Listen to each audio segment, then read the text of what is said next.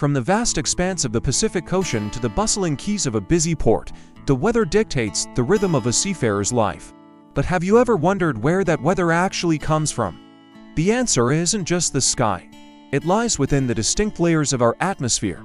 Understanding these layers is not just academic. It's a critical skill that directly impacts safety, efficiency, and the well-being of everyone on board. Today, we're going to explore how knowledge of the atmosphere, from the troposphere right down to the deck plates, shapes modern maritime operations. Let's set the scene. Imagine you're on the bridge of the MV Skyward Navigator, a Panamax bulk carrier loaded with corn, steaming from Long Beach to Manila. You're 9 days into your Pacific crossing, making a steady 13 knots. The bridge is equipped with all the modern tools, a barometer, weather routing software, and an ECDIS with a satellite weather overlay. Suddenly, your routing system flags a developing low-pressure system right on your Great Circle route. The satellite imagery confirms it, showing massive, towering cloud formations. The master calls for a short bridge briefing. He points to the satellite overlay and asks the second officer, explain what atmospheric layer we're seeing in these cloud tops." The second officer responds, "Captain, those are cumulonimbus clouds. Their tops are pushing right through the troposphere and reaching the lower stratosphere." The chief mate adds, "And that means strong convection, thunderstorms, and potential squalls ahead." The master nods. "Correct. Remember, almost all the weather we experience happens right there in the troposphere. This is the perfect moment to break down the atmosphere's structure. The layer we live in and sail through is the troposphere.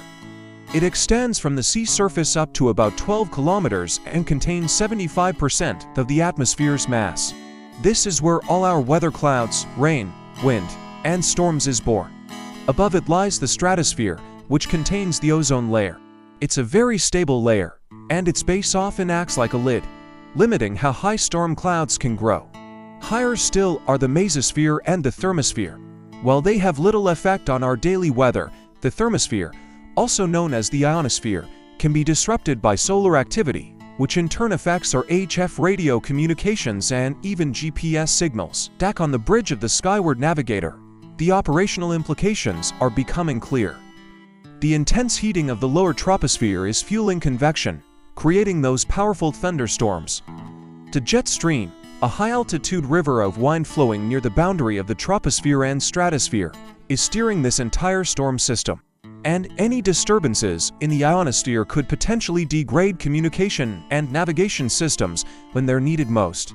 The second officer reports a sharp drop in pressure. "Barometer is falling, Captain."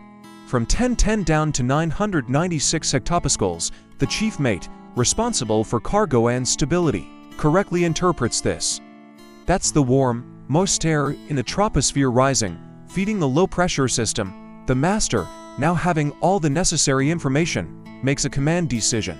Plot the system's projected track. We're reducing speed and altering course 20 degrees to the south to give it a wider berth. This decision triggers a series of well-rehearsed actions based on the ship's safety management system. The course is altered, and engine speed is reduced to minimize stress on the hull. The chief mate oversees ballast adjustments to improve stability and reduce rolling. On deck, the bosun and crew double-check all cargo lashings. On the bridge, the watch level is doubled to ensure constant vigilance.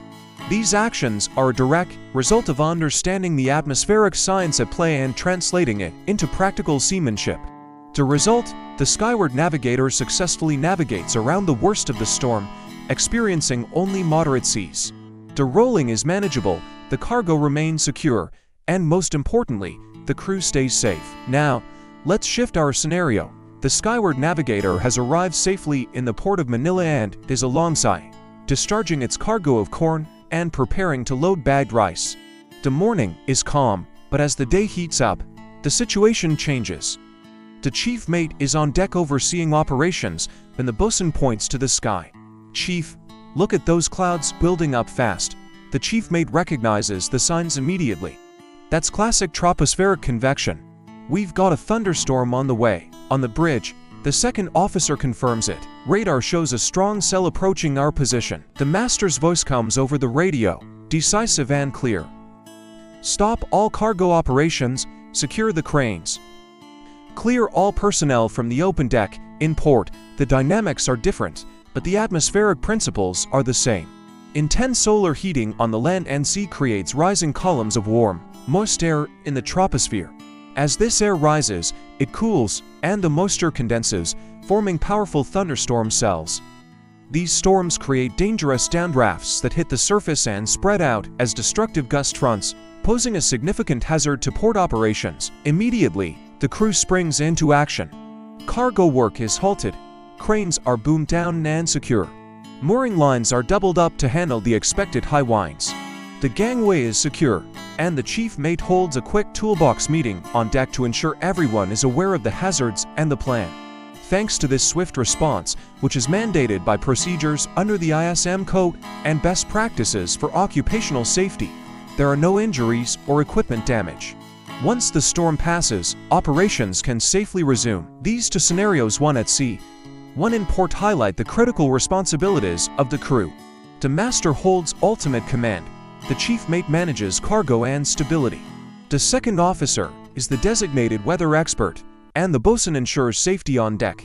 All their actions are guided by a robust framework of international regulations. STCW requires officers to be competent in meteorology. SOLAS Chapter 5 mandates safe navigation, which includes constant weather monitoring. The ISM Code requires a systematic approach to risk assessment, identifying weather as a key hazard. Even crew welfare regulations, like the MLC and worker safety standards from the ILO and OSHA, are relevant, as they demand a safe working environment free from predictable hazards like thunderstorms. So what are the key takeaways? First, all the weather that impacts our operations begins in the troposphere. Second, understanding the science of the atmosphere, from convection to the jet stream, directly improves safety and decision-making. Third, modern technology and timeless seamanship must work hand in hand.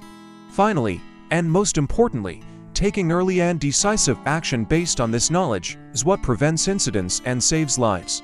Whether you're plotting a course across an ocean or managing cargo in port, looking up and understanding what you see is one of the most fundamental skills mariner can possess. Thank you for watching. Stay safe out there. And don't forget to like and subscribe for more content on maritime safety and operations.